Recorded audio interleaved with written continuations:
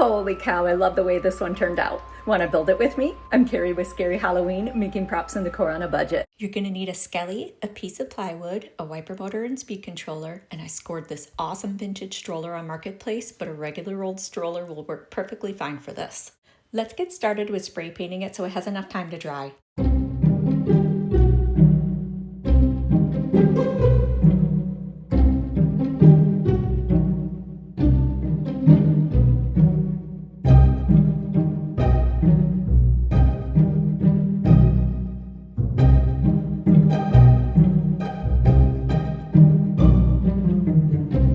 Time to get the motor set up. I drilled a hole through a PVC pipe, placed a washer on a 2-inch bolt, then a mending plate, then a spacer, thread it through the PVC pipe and secured it with a locking nut. This connection should be loose enough to still move. Then I connect the other end of the mending plate to the motor with the nut that came with the motor. Secure this part tightly. The motor is going to be placed on its side, so I'm using a 1-inch thick board to prop it up so the mending plate arm doesn't hit the base. And you can see that right here. Next, I connect the motor to the 1-inch board with zip ties because I ran out of pipe straps. Now before I secure the motor down, I'm going to test the placement. There's a hole on the stroller that I'm going to connect the pipe to, and I can see that I need to trim the PVC.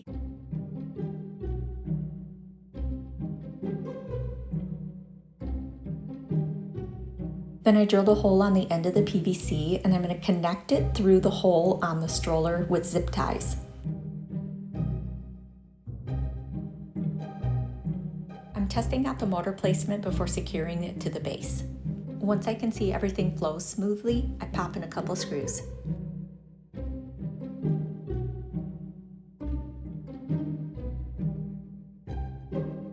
I placed a Tupperware next to the motor to house a speed controller and power supply and spray painted it black.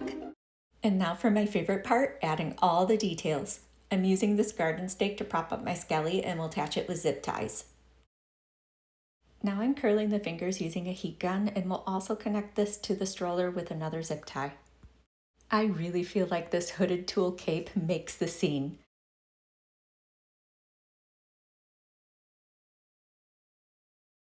And of course, we can't forget her baby.